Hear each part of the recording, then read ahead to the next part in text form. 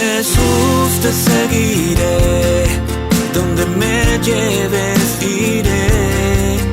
Radio Paz presenta Te Seguiré, un programa del Ministerio de Evangelización Escoge para el crecimiento en la fe, conducido por Roberto Toledo.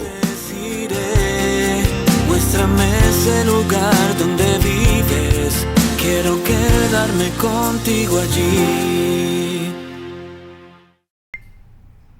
Buenas noches, familia de Radio Paz. Espero en Dios que cada uno de ustedes se encuentre bien en lo familiar, en lo espiritual, en lo personal. Espero que hayan pasado un hermoso fin de semana, como también una semana estupenda, ¿verdad? Ojalá escuchando Radio Paz, ojalá nutriéndose con las cosas que pasan en Radio Paz, porque en verdad tiene unos programas fantásticos. Para mucha gente podría decir, son aburridores, lo único que hacen es hablar, que esto, no, pero lo que se nutre, lo que se da, ¿cierto? El alimento que se da ahí fortalece el espíritu, fortalece la mente, fortalece el corazón. Ustedes no saben la cantidad de riqueza que hay, ¿cierto?, en todos los programas que tiene Radio Paz, para uno sentirse alimentado y además muy cerca de Dios, porque uno aprende cantidad. Y es así que la semana pasada nosotros comenzamos un tema precioso, hermoso, que es los milagros eucarísticos, ¿verdad? Un tema maravilloso, un tema, no hay nada que decir, un tema que la frase milagros eucarísticos ya lo dice todo, ¿verdad? Pero para poder llegar a conocer los milagros eucarísticos, hay que conocer primero por qué se realizaron, a qué se debe, de dónde provienen, cuáles fueron los motivos por los cuales se dieron estos milagros, ¿verdad? Cuando hablamos de milagros es algo que es inaudito, algo sorprendente, algo que no está dentro de la explicación humana, ¿verdad? Está más tirado hacia la explicación divina, pero nosotros no llegamos ahí. Nosotros llegamos a la explicación humana, y dentro de la explicación humana no hay cómo poder saber por qué se dio, ¿verdad? Un milagro es algo que uno queda con la boca abierta y dice, wow, increíble, ¿verdad? Es algo que hace Dios y que permite Dios para el beneficio de nosotros, para el beneficio de ustedes y mío, ¿verdad?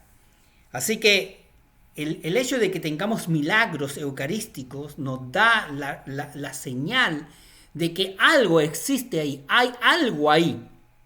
O si no, no existieran, si no, no se dieran, jamás se hubieran dado.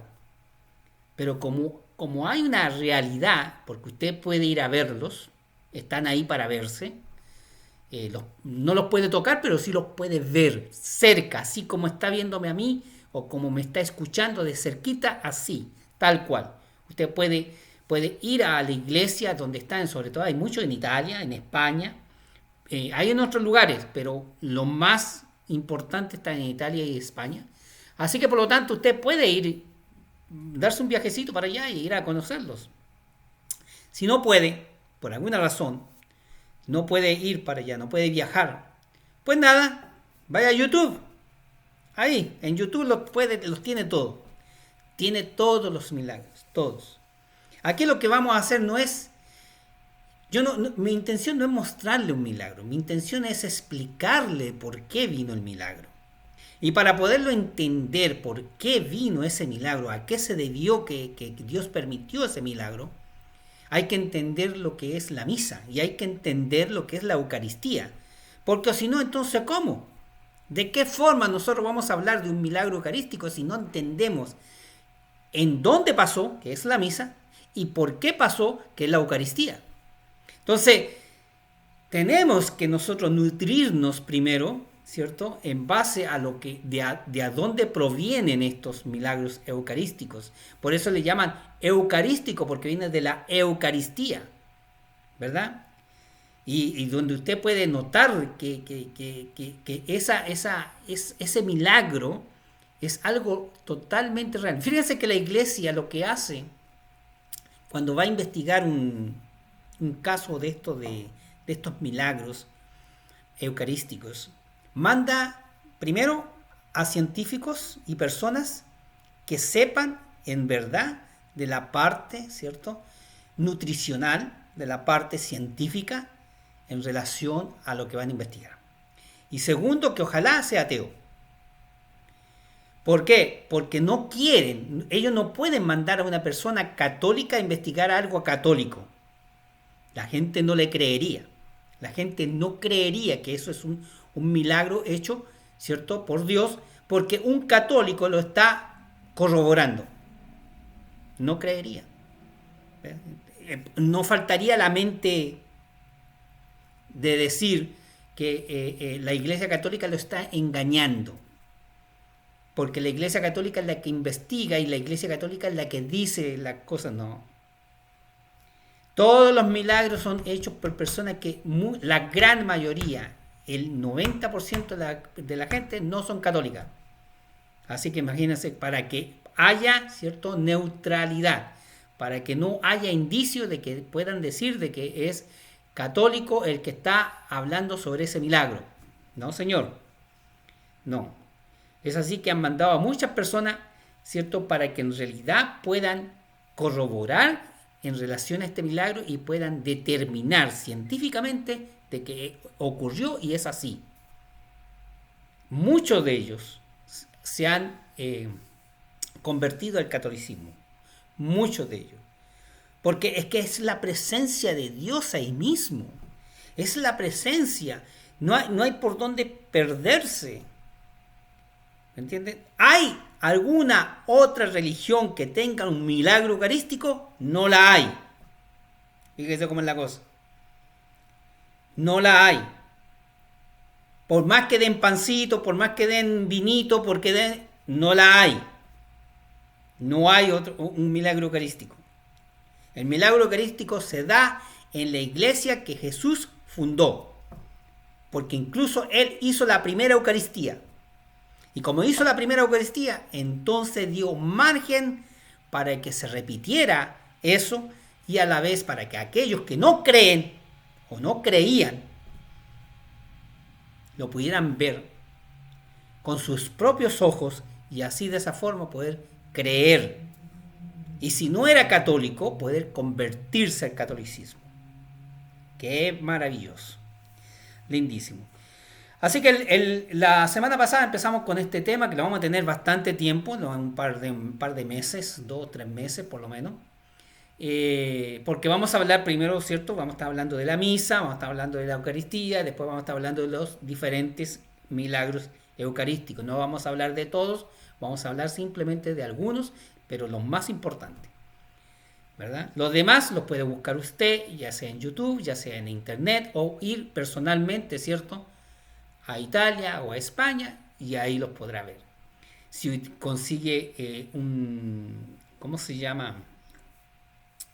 Una peregrinación para estos lugares eucarísticos, ahí le explicarían detalladamente por cada uno de ellos. No sé cuántas ciudades visitan, no sé cuántos lugares visitan, pero ahí le explicarían uno por uno en su idioma para que usted lo pudiera entender y comprender. Así que, para aquellos que ya saben sobre los milagros eucarísticos, pues nada, acompáñenme y siempre se aprende algo distinto, siempre, no importa qué, pero siempre se aprende algo distinto. Yo he escuchado muchas veces muchas cosas en la iglesia y después la he escuchado en otras partes y a pesar que la he escuchado, he aprendido algo. A veces un tema, fíjense, en el Ministerio Escoge, en los retiros, siempre nosotros manejábamos 8 o 9 temas. Siempre lo mismo. 4 eran del Antiguo Testamento y 5 del Nuevo Testamento. Esos temas siempre eran lo mismo. Siempre. Nunca se cambiaron. Jamás. Para cada retiro siempre venía un sacerdote o un diácono o un obispo o una monjita o un predicador a hablar sobre el tema dado. Fíjense que durante todos los años que nosotros tuvimos, ¿cierto?, dando el retiro, y que venían ciertos sacerdotes, teólogos, venían muchas personas a dar el mismo tema, fíjense que a pesar que era el mismo tema, pero con diferentes personas cada retiro, siempre se aprendía algo, porque siempre hay algo que decir que no se sabe. Siempre. Siempre. No hay forma. Siempre va a haber algo bueno, algo positivo, algo que Dios quiere que tú escuches, que antes no lo has escuchado. Entonces, acompáñame, no te me vayas, no hagas nada, no apagues el radio, no apagues, no lo cambies, no apagues el Facebook o el computer o lo que sea que estés mirando, no lo apagues, no cambies nada. Acompáñame porque vas a aprender. Te lo aseguro. ¿Ok? Bien, vamos a comenzar entonces con la oración inicial que siempre comenzamos. Todos los lunes damos una oración inicial, ¿cierto? Para que todo lo que salga de mis labios sea palabra de Dios, para que llegue a su corazón, ¿verdad? Todo. Que no sea Roberto Toledo el que está hablando, sino que sea el Espíritu Santo, que es el que hable por mí. ¿Ok? En el nombre del Padre, del Hijo y del Espíritu Santo. Amén. Padre nuestro, Padre misericordioso, te damos gracias por este día hermoso, maravilloso, fantástico que nos das. Te damos gracias por todas esas cosas que muchas veces no la merecemos, pero tú con tu gran amor, ahí estás para dárnoslas. Te damos gracias por la vida, te damos gracias por tantas cosas, por nuestro trabajo, por nuestra familia, por nuestro hogar, por estar bien de salud. Y si no lo estoy, te doy gracias porque por alguna razón esta enfermedad es algo bendito que ayuda a mi familia a mantenerse unida, a que vengan conmigo, a que se preocupen por mí. Te pido por todas esas familias y esas personas que me están escuchando o que me están viendo, te pido por cada una de ellas, sobre todo por sus familiares, sus amistades, sus seres queridos, que por alguna razón están pasando algún tipo de enfermedad, ya sea el coronavirus, ya sea alguna enfermedad física, mental, no sé, la enfermedad que pueda ser. Pero te pido, Señor, para que tú pongas tu mano misericordiosa y tu mano sanadora en cada una de ellos y los puedas sanar. También te pido por cada seminarista, te pido por cada religioso, por cada monja, por cada diácono, por cada sacerdote. En especial te pido por mi hijo Nicolás. Te pido por él, para que lo ayudes, para que lo bendigas, lo protejas. Te pido por Monseñor García, el arzobispo Wensky, por su gran labor pastoral. Señor, queremos servirte mejor que ayer y escuchar con agrado lo que nos quiera decir hoy. Gracias, Señor, por la mirada que vigila, el oído que escucha y la mano que ayuda. Amén. Amén. Bien, vamos a hacer un pequeño resumen de la semana pasada, de lo que hablamos la semana pasada, para continuar, ¿cierto?, con lo de los milagros eucarísticos. Empezamos hablando, tenemos bastante que hablar, mucho que hablar, es bastante, bueno, muy bueno.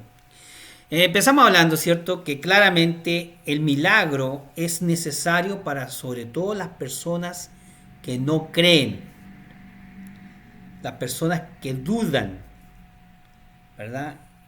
Entonces Dios permite esto para una comunidad, para un pueblo, para una ciudad, para un país, para que puedan abrir los ojos y decir y convencerse de que Él está vivo. Él está vivo. Entonces, por eso ocurren los milagros, ¿verdad? Si no, no ocurrirían. Eucaristía, la palabra Eucaristía viene del griego y significa acción de gracia. Nosotros tenemos una acción de gracia aquí en noviembre, ¿verdad? En Estados Unidos se celebra el día de Thanksgiving, que está en inglés, que significa lo mismo, acción de gracias, ¿verdad? Dar gracias, es una acción. Entonces, y es un día familiar que es muy bonito, es hermoso, es maravilloso cuando se pasa en familia, ¿cierto? Ese día, como lo hicieron los peregrinos, ¿cierto? Los colonizadores al principio, y dieron gracias a Dios por la comida, dieron gracias a Dios por tenerlos ahí donde estaban, ¿verdad? Donde fueron a colonizar. Entonces, la palabra Eucaristía, ¿cierto? Proviene de griegos y significa acción de gracia. ¿Ok? Tanto en el plano místico como en el humano, es el máximo regalo. El máximo regalo. Es el sacramento más sublime. Y por eso se le llama el Santísimo Sacramento del altar. Santísimo Sacramento del altar. Se le llama así. Porque es el sacramento más sublime que hay. ¿Ok? Es lo más grande. Lo más grande que puede suceder. La Eucaristía puede entenderse sencillamente como un alimento sobrenatural, porque indudablemente el hecho de que haya un proceso cuando el sacerdote impone las manos sobre el pan y el vino para que haya una consagración y esto a la vez una sustanciación de convertir ese pan y ese vino en cuerpo y sangre de Cristo. En cuerpo y sangre de Cristo. Es algo hermoso, algo bello. Yo les contaba la semana pasada que cuando yo veo a mi hijo en la consagración, ¿cierto? Imponiendo las manos sobre el pan y el vino, es algo que me deja muy anonadado ver a mi hijo en esa acción. Es algo bello. El valor infinito de la misa. ¿Cuál es el valor de la misa? ¿Okay? Si leemos en Génesis 22, 1, 19, estamos hablando cuando Dios le pide a Abraham que mate a su hijo como prueba de fe.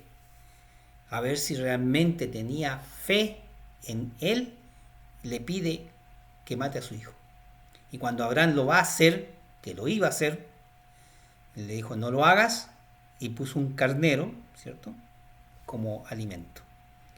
Eso es la prueba de fe más grande. Por eso Dios premió a Abraham diciéndole que iba a multiplicar, que su descendencia iba a ser como la arena de la playa, ¿cierto?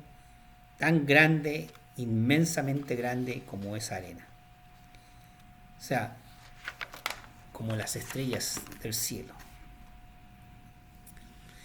En cada misa se ofrece infaliblemente a Dios una adoración, una reparación y una acción de gracia. Una adoración, una reparación y una acción de gracia.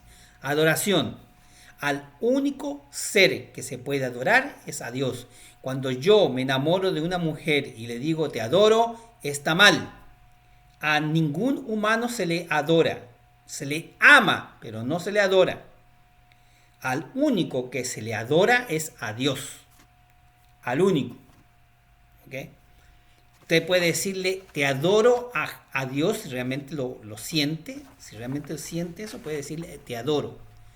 Pero no puede decirle te adoro a una mujer o una mujer a un hombre. Está mal, muy mal. No se le dice te adoro a nadie. ¿Okay? Solo a Dios. Una reparación porque cuando uno va a misa, muchas veces uno entra cargado, entra con ciertas dificultades o con ciertas cosas. Entonces uno con la misa repara todo eso. ¿Ok? Repara. Hay perdón, hay reconciliación, hay de todo. Porque también hay alimento. ¿Verdad? Ok. Y también lo que hay es una acción de gracia, que ya hablamos, ¿cierto? La acción de gracia que es la Eucaristía. ¿Verdad? La Eucaristía.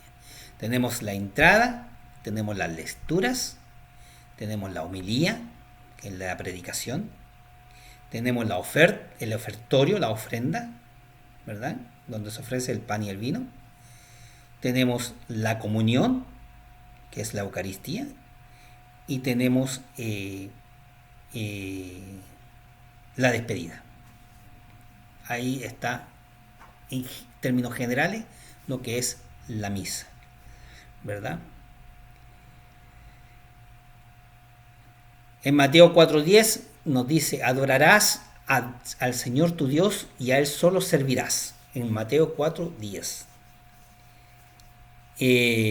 ¿Por qué esto? Porque nosotros debemos de amar y de adorar a Dios como único, al primero Dios, después el marido o la mujer, después los hijos, después la familia, y de ahí para abajo los seres queridos, las amistades, ¿ok? Todo eso. Bien,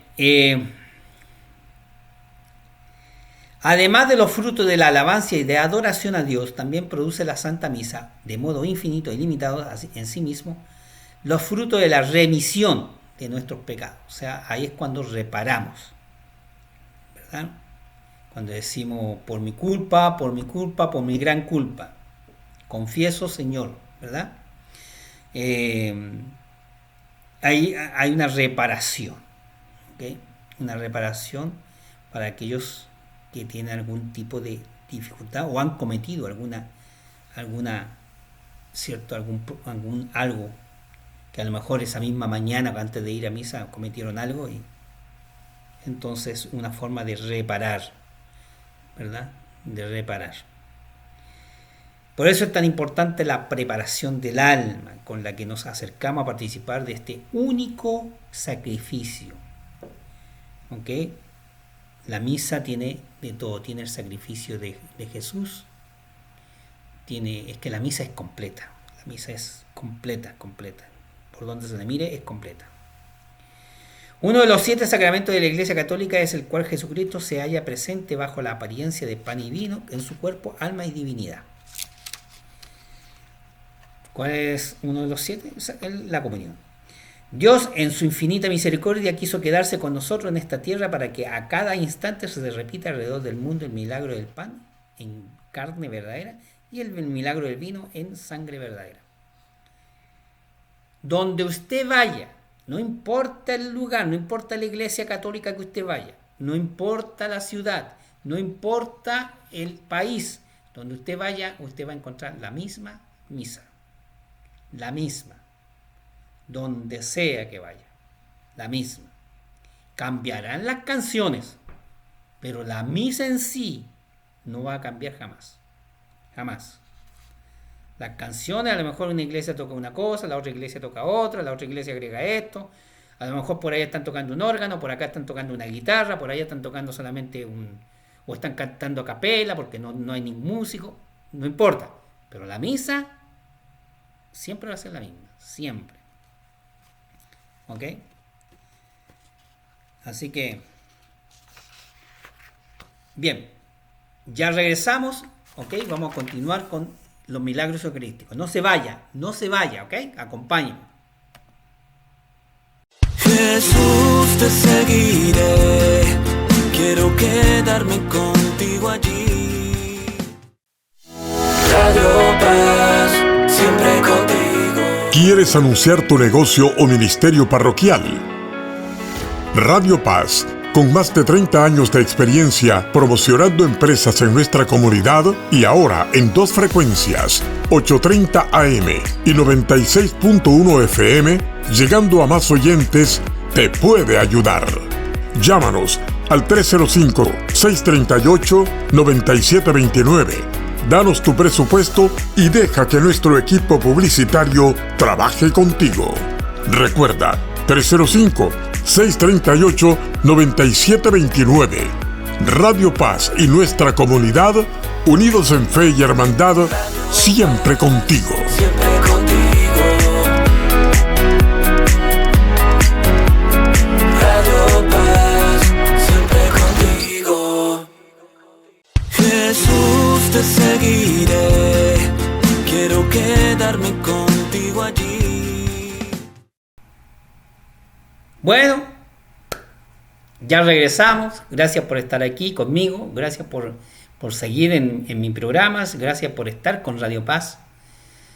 Y gracias por querer aprender un poquito más sobre lo que es, ¿cierto?, los milagros eucarísticos. Anuncio simplemente como todos los lunes, les repito, tenemos una página en Facebook. Se llama Defendiendo mi Fe Católica y usted puede ir, inscribirse, registrarse y pasar a ser parte de la familia, ¿cierto?, católica. Ahí puede usted poner lo que usted desee, con respeto, con mucho respeto para todos. Puede poner imágenes, videos, fotos en relación a Dios, a la Virgen, a los santos. De usted misma o usted mismo que si ha ido a alguna iglesia o quiere mostrar, ¿cierto?, algo especial que haya visto, pues ahí usted lo puede hacer. Si tiene alguna pregunta, alguna duda, alguna inquietud, pues nada, le escribe y yo con mucho gusto, cuando la vea, se la responderé sin ningún problema. El Ministerio Escoge no se está reuniendo, no sé para cuándo nos vamos a reunir, no tengo idea. La verdad, sinceramente, que de todo corazón se lo digo, no lo sé cuándo nos vamos a reunir. No se está reuniendo nada, ni los niños, ni los jóvenes, ni los adultos. Ojalá que algún día podamos ya retornar a nuestras reuniones. Bien, estamos hablando del tema hermoso, un tema espléndido, un tema divino, que es los milagros eucarísticos. ¿Ok? Los milagros eucarísticos. Entonces, fíjense que para ver un milagro, ¿ok?, nosotros tenemos que tener fe. Porque si no, lo podemos tomar como cualquier cosa. No. La verdad es la cosa que todo lo que ha hecho Dios a través de los siglos y siglos, no tan solo con los milagros eucarísticos, sino también, por ejemplo, con las apariciones de la Virgen, o con otro tipo de milagros, que han habido otros tipos de milagros. ¿Ok? Miren, voy a contarle uno que no me recuerdo bien exactamente, pero ocurrió en Italia, no me recuerdo la ciudad. Una tremenda tormenta en un pueblo en Italia. Una tremenda tormenta. Todo se inundó. Todo quedó inundado, ¿verdad?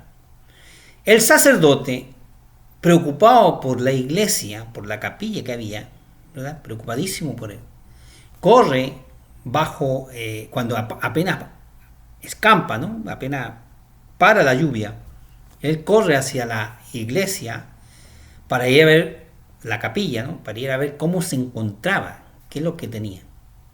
Y cuando él abre la puerta, de la capilla, se da cuenta que el agua llegaba más o menos como a la cintura de él, pero estaba dividida, tenía un camino hacia el altar.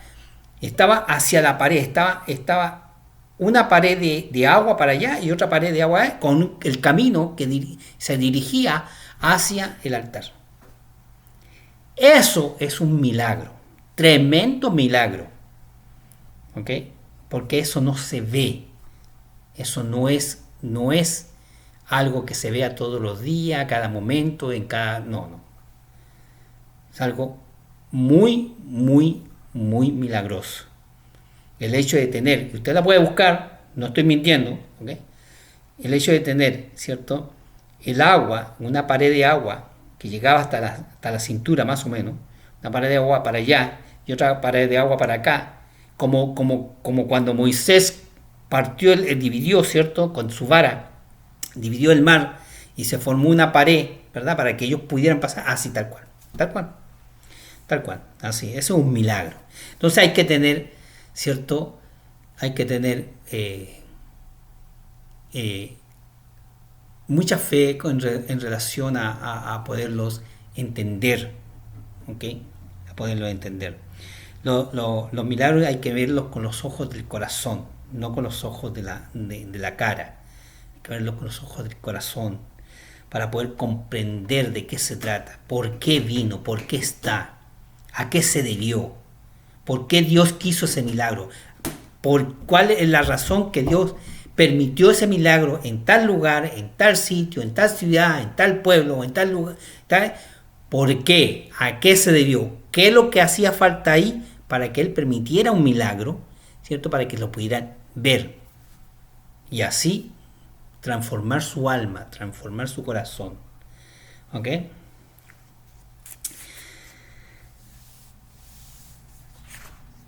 Bueno, la última cena, vamos a ir a la última cena, es donde, ¿cierto? Jesús implantó la Eucaristía. Fíjense cómo es la cosa. Se encuentra en Mateo 26, 20, Marco 14, 17 al 20 y Lucas 22 al 14. ¿Ok? Usted lo puede buscar ahí. Lo puede buscar en cada uno de esos, en Mateo, en Marco o en Lucas. ¿Ok? En la propia celebración de la cena, el hecho más sorprendente fue la institución de la Eucaristía. Los apóstoles quedaron sorprendidos cuando Jesús hizo lo que hizo y les pidió que por favor los mantuvieran, lo siguieran haciendo por años y años. Mire, llevamos siglos. Estamos en el año 2021. Estamos en el año 2021 y hacemos en memoria de Él, conmemoración, ¿cierto? En conmemoración, el hecho de la Eucaristía. De lo sucedido en ese momento se conservaron 4 relatos. Los 3 de los sinópticos, ¿okay? De Mateo 26, 26, 29, Marco 14, 22, 25, Lucas 22, 14, 20, y el de San Pablo, 1 Corintios 11, 23, 26. Muy parecidos entre sí. Se trata en todos los casos de narraciones de apenas unos pocos versículos en la que se recuerdan los gestos y las palabras de Jesús que dieron lugar al sacramento y que constituyen el núcleo del nuevo rito. Y tomando pan, dio gracias, lo partió y se lo dio diciendo: esto es mi cuerpo que es entregado por vosotros, haced esto en memoria mía. Lucas 22, 19. Y este es mi cuerpo que es entregado por vosotros, haced esto en memoria mía. Al final de la cena también sucede algo singular. Del mismo modo, el cáliz, después de haber cenado, diciendo: este es el cáliz, es la nueva alianza de mi sangre, que es derramada por vosotros, Lucas 22, 20, los apóstoles comprendieron que si antes habían asistido a la entrega de su cuerpo bajo la apariencia del pan, ahora les daba a beber su sangre en un cáliz. De este modo, la tradición cristiana percibió en este recuerdo de la entrega por separado de su cuerpo y de su sangre, un signo eficaz del sacrificio de pocas horas después habría de consumarse en la cruz. Acuérdense que después de la última cena, ¿ok? Él fue al... no sé si usted ha estado en Israel. Israel, donde está el cenáculo, ¿verdad? Donde ocurrió la última cena, que se supone que ocurrió ahí, ¿verdad? Está en un edificio, ¿cierto? Eso, en un monte. Ahí hay un edificio, un lugar, ¿cierto? Que uno sube y está el lugar de, ¿cierto? Del cenáculo, donde ocurrió la última cena. Pero de ahí Jesús se trasladó con los apóstoles, caminó todo ese lugar, atravesó el valle y se fue al Monte de los Olivos. ¿Ok? Que desde el cenáculo al Monte de los Olivos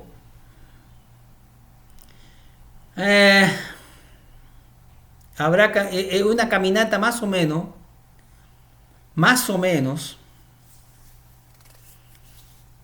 una caminadita de más o menos una media hora, un poquito más diría yo, unos 40 minutos, 30, 40 minutos más o menos, del lugar del cenáculo al Monte de los Olivos. Y es ahí, en el Monte de los Olivos, ¿cierto? Cuando él está, después de orar, después de rezar, donde, ¿cierto? Judas lo entrega.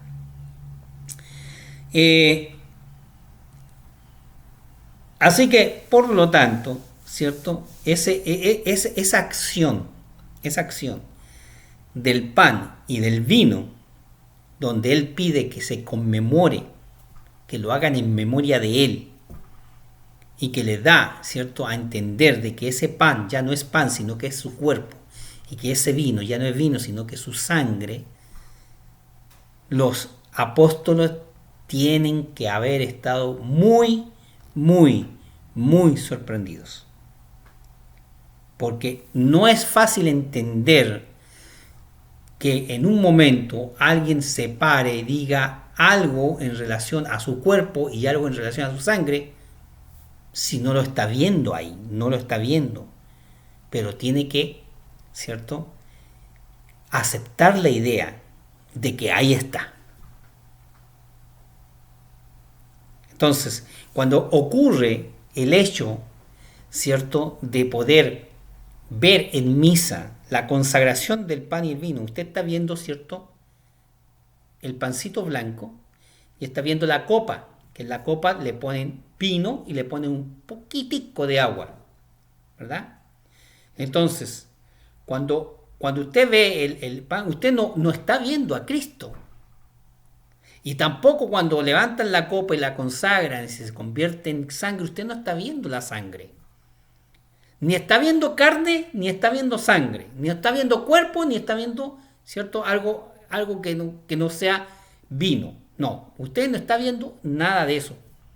Pero usted tiene que creer firmemente, tener la fe de que ese pan y ese vino se han convertido a través de las manos del sacerdote, se han convertido en pan, se han convertido en cuerpo y sangre de Jesucristo.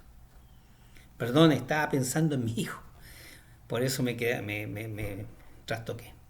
Entonces, usted tiene que pensar de que debe de aceptar, ¿cierto?, firmemente de que lo que está ocurriendo allá en el altar es un misterio que usted humanamente no lo puede ver. No lo puede ver. Humanamente no se puede ver.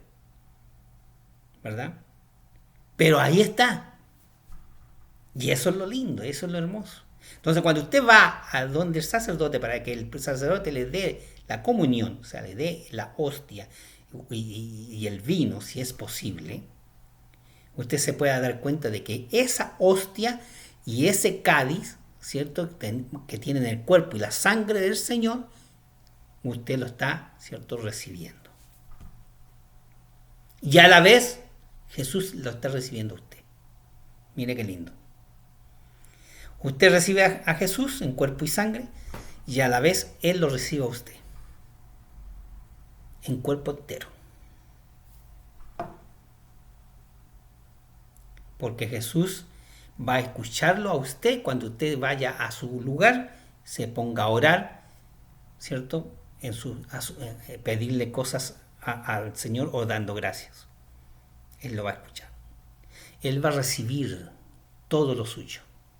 Lo va a recibir. ¿Ok? Ok, entonces, de este modo la tradición cristiana percibió este recuerdo de la entrega por separado de su cuerpo y su sangre en signo eficaz del sacrificio de pocas horas después de habría consumarse en la cruz. ¿Ok? Después, cuando termina la última cena y se va al Monte del Olivo, es entregado y ya viene ahí, ¿cierto? Todo lo que es, usted sabe, ¿cierto? Lo que es el Calvario, ¿verdad?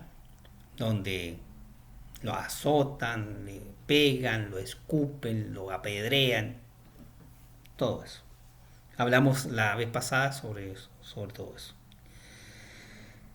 Además, durante todo este tiempo Jesús iba hablando con afecto, dejando en el corazón de los apóstoles sus últimas palabras. En el Evangelio de San Juan se conserva la memoria de esa larga y extrañable sobremesa. En esos momentos se sitúa el mandamiento de esa larga y extrañable mandamiento nuevo, cuyo cumplimiento será la señal definitiva del cristiano. Un mandamiento nuevo os doy, que os améis los unos a los otros como yo los he amado. Amaos también a unos a otros. En esto conocerán todos que sois mis discípulos, si os tenéis amor unos a otros. Qué difícil se hace en esta vida poder amar a una persona que nos ha hecho un daño. Qué difícil se hace. Es terriblemente difícil. ¿Ok?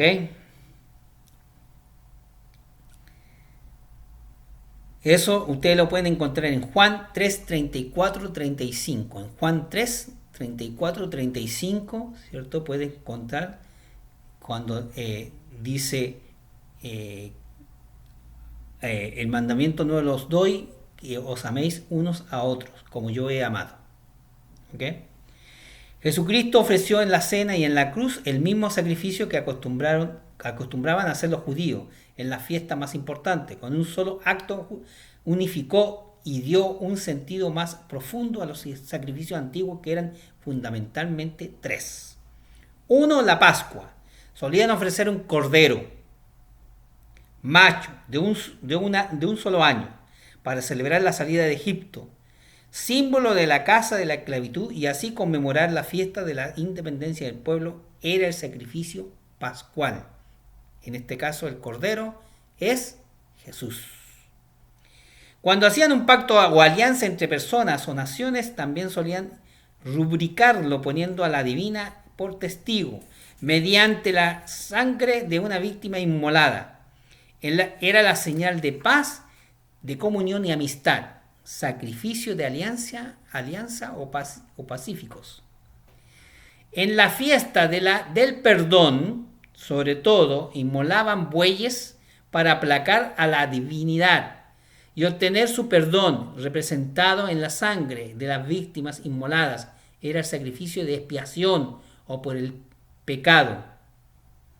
O sea, tenemos de que Jesús en la cruz, ¿cierto?, aplica todo esto en un solo gesto. ¿Cuál es? ¿Cierto? Tanto en la cena como en la cruz. El mismo sacrificio.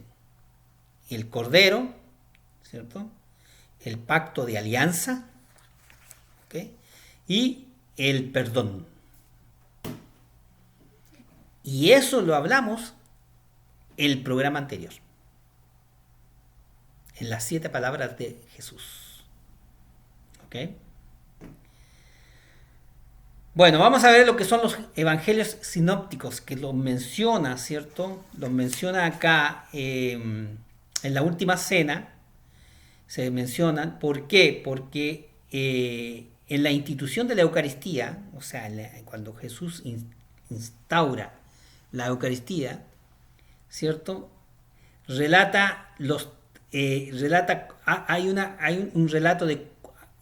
Hay 4 relatos. 3 son sinópticos y uno es de Pablo. ¿Ok? Vamos a ver qué es lo que pasa con los evangelios sinópticos, que son, ¿cierto?, lo que pasa dentro de la que es las últimas cenas del Señor. Se les llama evangelios sinópticos a los primeros 3 evangelios, porque presentan la misma perspectiva general de la vida y predicación de Jesús. Narran casi los mismos hechos, coincidiendo los 3 evangelios, Mateo, Marcos y Lucas, en sus narraciones. O sea que el que no está ahí es Juan. ¿Ok? Los evangelios, cada uno representa al Señor desde el punto de vista particular. Es la fotografía de un amigo desde 4 posiciones diferentes. Mateo presenta como rey a los judíos. Marcos lo presenta como siervo a los romanos. Lucas como hijo del hombre a los griegos. Y Juan como el verbo encarnado a todos los hombres. Repito, para que entiendan. ¿Ok? Para que entiendan.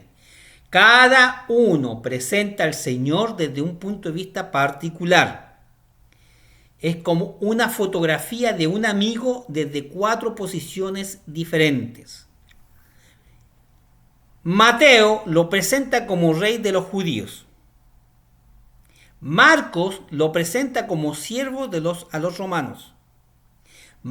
Lucas como hijo del hombre a los griegos. Y Juan como el verbo encarnado a todos los hombres. Sinópticos relatan los mismos acontecimientos en una vista, en un conjunto de vista general. ¿Ok? Las diferencias con Juan, los sinópticos, acuérdense, los sinópticos son los primeros 3 evangelios, Marcos, Mateo y Lucas. Juan está aparte. Entonces, las diferencias con Juan, los sinópticos relatan su ministerio en Galilea, Juan en Judea. Los sinópticos relatan milagros, parábolas y discursos. Juan relata solo 7, sus conversaciones íntimas y sus oraciones. Y los sinópticos lo presentan en acción, Juan en meditación y comunión. Las grandes diferencias entre los 3 evangelistas, Mateo, Marcos y Lucas, con Juan. Repito, las diferencias de los sinópticos con Juan. Los sinópticos relatan su ministerio en Galilea, Juan en Judea. Galilea está arriba, Judea está abajo. ¿Ok?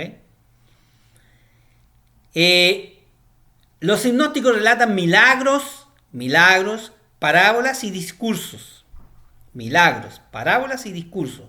Juan relata solo 7, sus conversaciones íntimas y sus oraciones.